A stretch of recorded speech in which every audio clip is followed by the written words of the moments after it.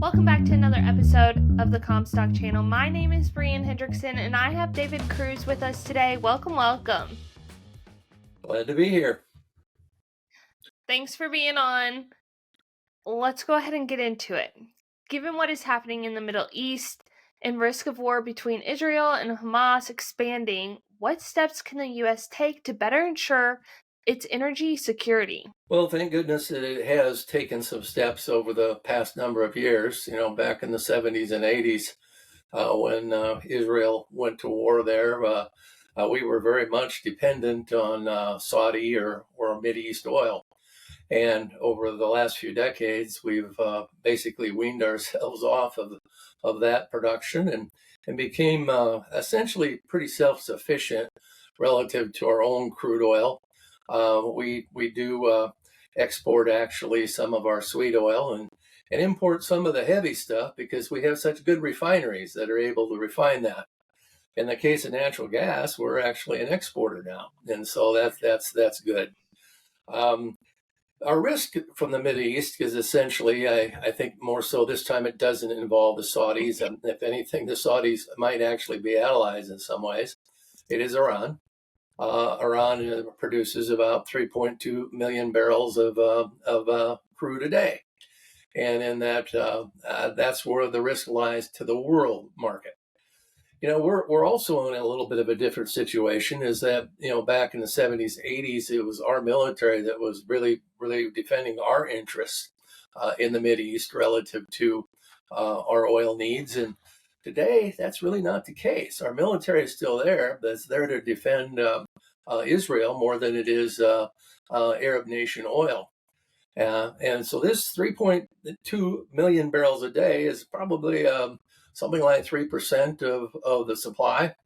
And if it were to go offline for one reason or another, either because Iran decided to do an embargo or otherwise that we implemented some more severe sanctions, the world has a problem. When the world has a problem, we still do too. And so we need to come up with some plan here relative to how we protect ourselves as we go forward with our energy needs. We've had the Strategic Petroleum Reserve. I think that's been drawn down. We seem to have gotten hypersensitive to the price of gas at the pump in the United States. U.S. consumers seem to go irate very quickly relative to the price of gas, and they go right to the White House for who to blame if they think they're paying too much at the pump. But sometimes in the case of the world, it's probably not the White House's fault. And one of the things they did is they did pull from the Strategic Petroleum Reserve, which assuaged one of the last tight periods in the crude oil market, and it did follow through and got the price of gas at the pump down. But now we're going to be looking at what we do going forward. And I think biofuel and ethanol can play a major role in that. What role can ethanol and biofuel industry play in expanding that domestic fuel production, though? Well, Breann, why don't you put up the first slide there? Our ethanol industry has about 17.663 billion gallons of production capacity. We're only producing about 15.2 billion gallons of ethanol. And so we don't have to build a new plant. We don't have to do anything except run the plants that we have. The USDA last week said we had 2.1 billion bushels of corn carryover projection.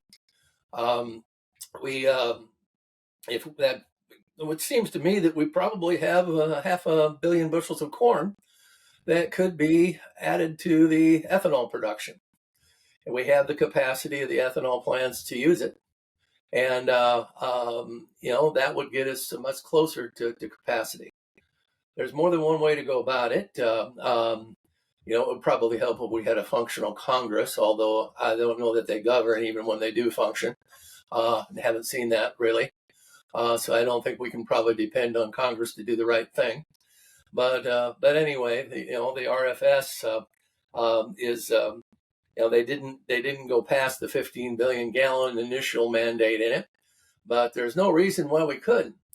And in many ways, we've tried to get the regulatory approval for year-round E15 use. That would get us a little farther down the road. Right now, we're at about 10.2%. That's our that's where we have an E10 standard, but we sell a little EV5, we sell a little bit of a E15, and so sometimes we get up to about 11% is where we could be.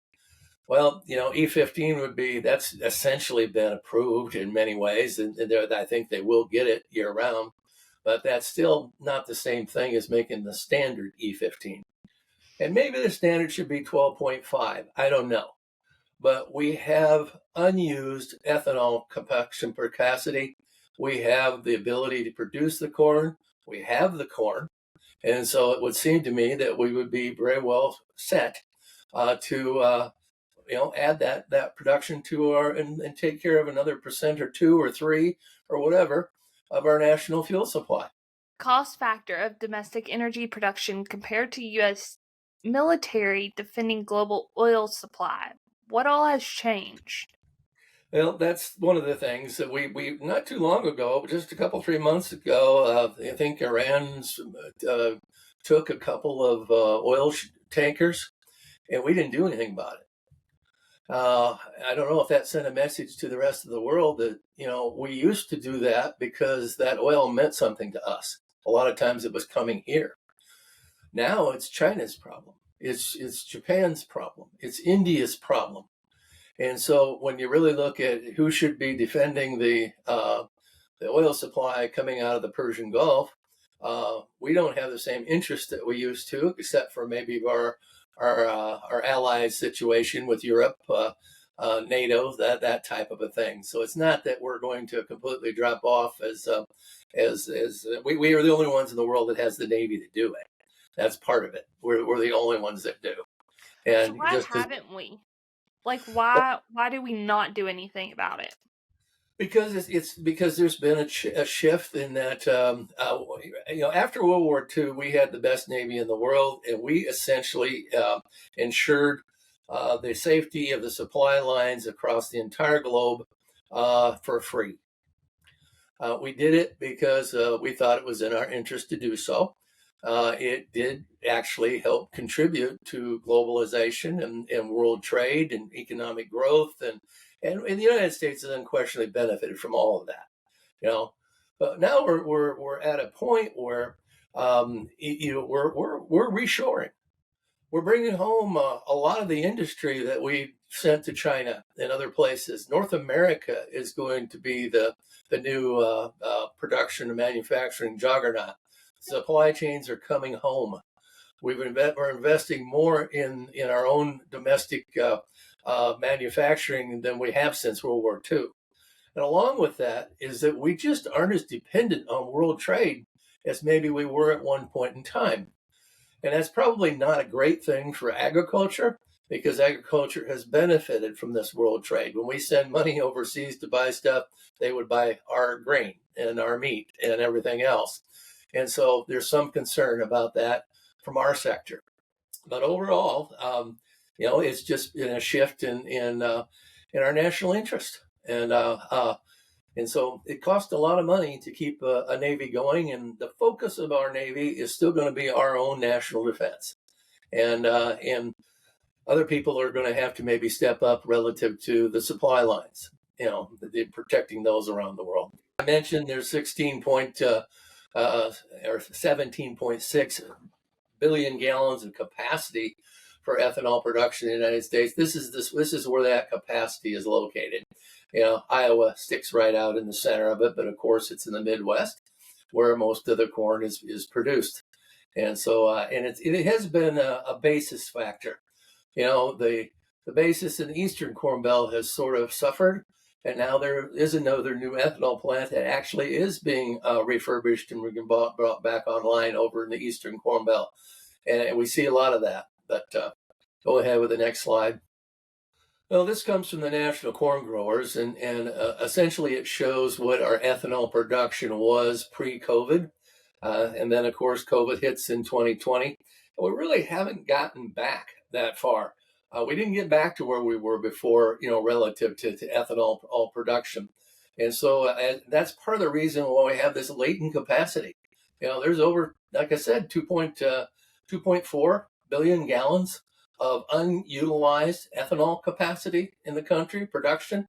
And that seems like a waste at this point in time not to use that. How much Next. of a concern is it that we haven't used it?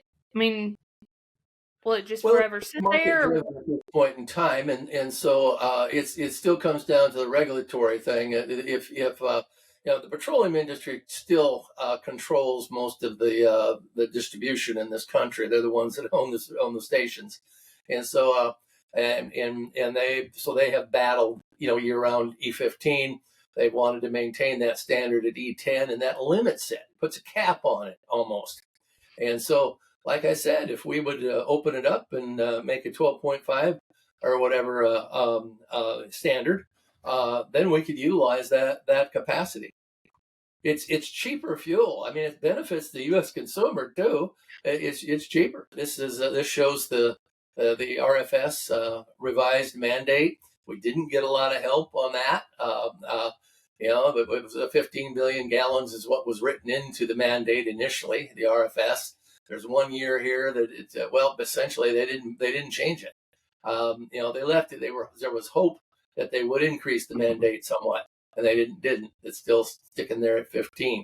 They did increase the mandate of say the advanced biofuel and some of the renewable biofuels, and we'll see that in a coming slide here too. The difference between the renewable diesel and the ethanol industry is that we are currently maxed out in the renewable diesel production capacity and expanding that. We're hearing of these new plants that are either coming online, under construction, or are being planned.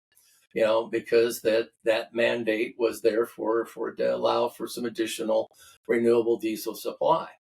But the difference between, again, the biodiesel and the ethanol industry is that the production capacity exists for ethanol, but it doesn't exist yet for the biodiesel. It has to be built, and that is happening, but it's going to take some time. This just again kind of shows you the difference between where the renewable diesel industry is expanding relative to where the ethanol industry is concentrated in the Midwest. And you see right there that the big states that pop up are Louisiana and Texas, and even California. And so there's a different location for renewable diesel industry than there is for ethanol. But I guess it's partly because of where the feedstock exists. It's a way for them to, I guess, use soybeans in Louisiana, Texas too, or whatever.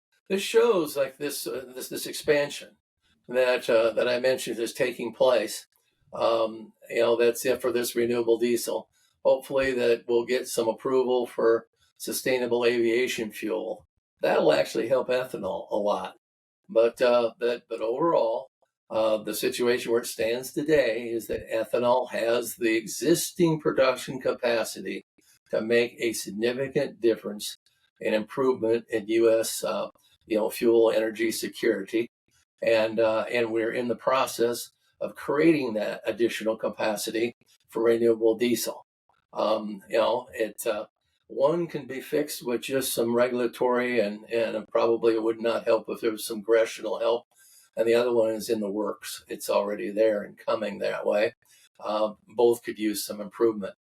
But in the backdrop of what we see today, what's happening in the Mideast, and our need to ensure our energy security, biofuel to me should be playing and can play a major role. Overall, how concerned are you about all the wars going on and everything it's going to do to ethanol and biofuel industry and everything else? Well, I don't know if they're going to do anything to biofuel, but it's just that biofuel is the opportunity for us to, I guess, enhance our energy security. That's what happened when the industry started.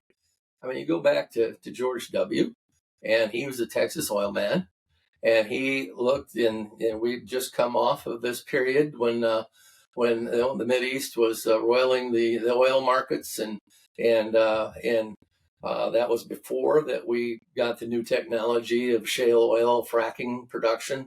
That was the other major addition that really created our energy sufficiency here. Was that new technology? That was the major difference. But but they did recognize ethanol at the time as a way to buffer, our need and our risk to the Mideast. And so here we go again, so to speak, where we're now seeing some risk there again. If we do get into it deeper with Iran, we don't exactly know yet how the rest of the Arab world will respond. My guess is that the Saudis and UAW and Qatar and some of those are actually going to be more friendly. It very well be that Saudi Arabia increases some of its production to buffer a reduction in Iranian crude. But I don't know that the Saudis have the capacity for 3.2 million gallons a day. I don't believe they do. And then, of course, there's Russia. They're in here, looking to pick a bone wherever they can, and if they will take advantage wherever they can of an issue with Iran oil too. And so, why don't we do the things that we can do? And another thing would be is let's get the Strategic Petroleum Reserve filled again. Why don't they offer a premium for new oil production?